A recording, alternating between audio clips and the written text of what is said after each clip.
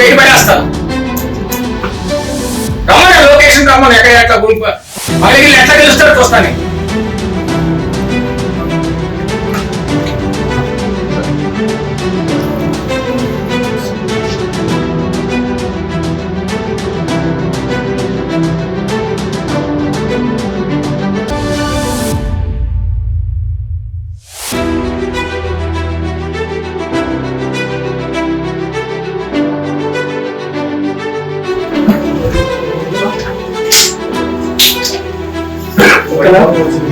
నేను ఇంత ఇంట్రడక్షన్ ఇవ్వక్కర్లేదు.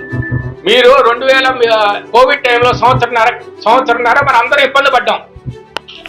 చిన్న చిన్న పని చేసుకునే వాళ్ళు, కార్పెంటర్లు కానీ ఎలక్ట్రీషియన్ కానీ వాళ్ళందరూ చాలా ఇబ్బంది పడ్డారు. ఒకే ఉన్నాళ్ళు ఏదో ఉన్నారు, వాళ్ళు రోజు గడవటమే వాళ్ళకి కష్టంగా ఉంది. అలాంటప్పుడు జగన్మోహన్ రెడ్డి గారు సంక్షేమ పథకం కింద 1 సంవత్సరం బడ్జెట్ మొత్తం కేటాయించారు. మీరు reserve bank of India website లో కలిసి చూడండి. ఆ 2 సంవత్సరాలు ఆంధ్రప్రదేశ్ జీడిపి హైయెస్ట్. చేతిలో డబ్బులు ఉన్నాయి, బియ్యం, పప్పు, ఉప్పు పిల్లలకి ఏం కావాలని కొనుక్కున్నారు. వేరే రాష్ట్రంలో చాలా ఇబ్బంది పడ్డారు. ఈ ఒక్క రాష్ట్రమే జీడిపి ఫుల్ బాగుంది. నేనేం చెప్పాను కదా, ఆర్బీఐ వెబ్సైట్ లో చూడండి. సంక్షేమం అంటారు. ఇప్పుడు ఎక్కడి నుంచి వస్తాయి డబ్బులు మీకు? ఇంకా సంక్షేమం ఇస్తా అంటున్నారు, ఎక్కడి నుంచి వస్తాయి డబ్బులు మీకు?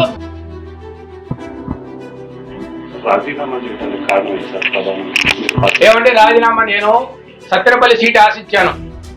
మా నాన్నగారికి ఏదో కన్నా లక్ష్మణానికి ఉంది మొట్టమొదటి గత 10 సంవత్సరాల నుంచి. ఆయన కాంగ్రెస్ లో ఉంటారు, ఆయన వేరేగా చేసుకుంటారు. ఈయన మేము ఎలక్షన్ వేరే చేసుకుంటాం. ఆయన ఎప్పుడు మాకు కలవదు, ఆయనకే మాకు. మా ఇంటి దగ్గర అందరికి అన్ని పార్టీల వాళ్ళకి మేము పనిచేస్తాం. అక్కడ అట్లా కాదు, అక్కడ ఒక కులం లాగా చూస్తారు. ఇక్కడ అంతా చేసాం. చేసిన తర్వాత కనీసం ఈయన 83 సంవత్సరాలు నాన్నగారిని కనీసం ఒక మాట అన్నా చెప్పాలా, కన్నా లక్ష్మణానికి ఇస్తున్నా అని.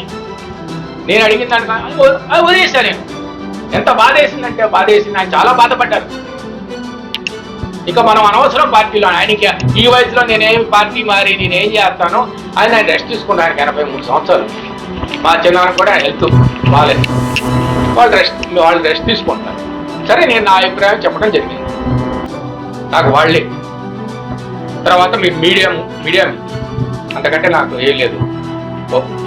పార్టీ సంగతి అంటారా, జగన్మోహన్ రెడ్డి గారు అంటే ఆయన మంచి అభిమానం. ఆయన చేసే సంక్షేమాలు చాలా నెంబర్ 1గా ఉన్నాయి. అది చాలా నెంబర్ 1గా ఉన్నాయి. ప్రతి డైరెక్ట్గా వాళ్ళు చేరుతున్నాయి. వాళ్ళు కనుక పిలిస్తే నేను డెఫినెట్గా పోటీ చేస్తాను. లేకపోతే నా పని నేను నా వ్యాపారాన్ని చూసుకుంటాను ఈ రోజు నుంచి.